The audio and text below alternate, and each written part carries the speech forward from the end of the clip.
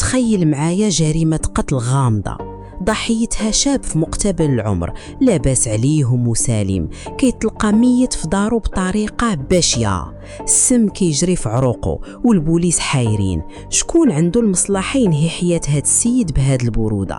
واش طمع في الفلوس ولا انتقام ولا قصة حب سالات بالموت؟ القضية ديالنا اليوم غادي تدينا لعالم مظلم، عالم ديال الليل، الفلوس الحرام والاستغلال البشع. قصة مشابكة غتخليكم مصدومين حتى لآخر دقيقة، حيث المجرم الحقيقي عمرو ما يطيح على بالكم. كل شيء بدا في مدينة مراكش، عائلة بسيطة مكونة من أب أم وبنت سميتها فوزية وخوها سمير اللي صغر منها بعام. الأب كان مبلي، داكشي اللي كيدخلوا بالنهار كيخسروا بالليل في البلية، مخلي مراته وولادو عايشين في الميزيرية والحرمان. فوزية وسمير كبروا في هذا الجو الكئيب، كيتفرجوا في امهم صابرة ومغلوب على أمرها. واحد النهار غيجي الخبار باللي الأب توفى في واحد البار، من تما تقلبات حياتهم.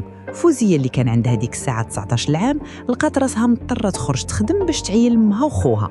خدمات في قهوة كتمسح وتغسل المواعن ب2 ريال، فلوس قليلة وتمارة كتقسم الدار. القدر غيلاقي فوزية مع واحد البنت من دربهم القديم.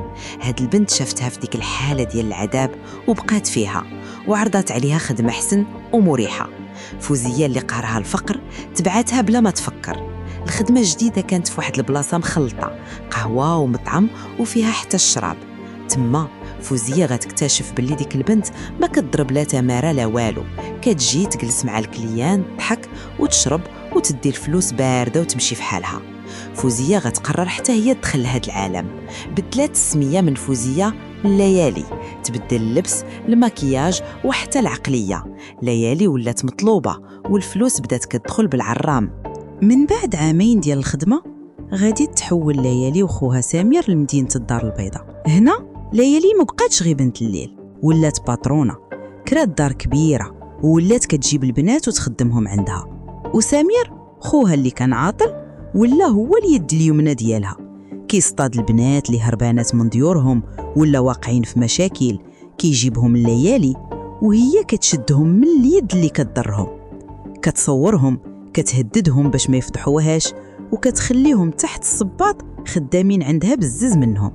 شبكة ديال الاستغلال والابتزاز كبلات، والفلوس ولات كتلعب بها لعب. في هذا الوقت غيظهر في الحياة ديال ليالي واحد الشاب سميتو نبيل، راجل في الربعينيات عايش في الخليج، مطلق وعنده فلوس ومشاريع.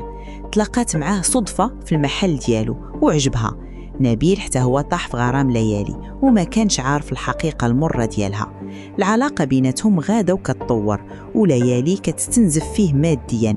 لكن واحد من صحاب نبيل كان حاضي فايق مزيان وبدا كيحذروا من ليالي وكيقول ليه باللي راها باترونة وموراها غير المشاكل والطمع. نبيل ملي تأكد من الهضرة قرر ينهي العلاقة ديالو معاها. ليالي ما تقبلاتش الرفض، كيفاش فريسة بحال هادي غتضيع منها؟ مشات عند واحد المشعوذ، عطاتو الفلوس باش يصايب ليها توكال ترجع به نبيل وتخلي خاتم في يديها. بدات كتعطيه داكشي في شكل جرعات، والنتيجة كانت أن نبيل جاه تسمم خفيف ومشى السبيطار. منعوه صحابو باش ما يعاودش يشوفها، وحذروه باللي هاد البنت غتكون هي نهايته، ولكن السيد وافق يبقى يشوفها مرة واخا راد البال.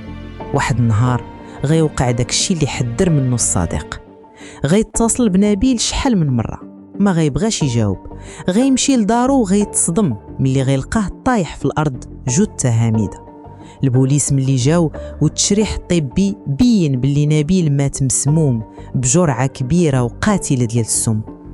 أول واحد غيشكو فيه البوليس بطبيعة الحال هي ليالي. صاحبه مشى نيشان عند البوليس وعاود ليهم على التسمم الأول وعلى الخدمة ديال ليالي وعلى المشاكل اللي بيناتهم. البوليس جابوا ليالي، حققوا معاها وحاصروها بالأسئلة. السيدة كانت في حالة ماشي طبيعية، كتعرق وترجف.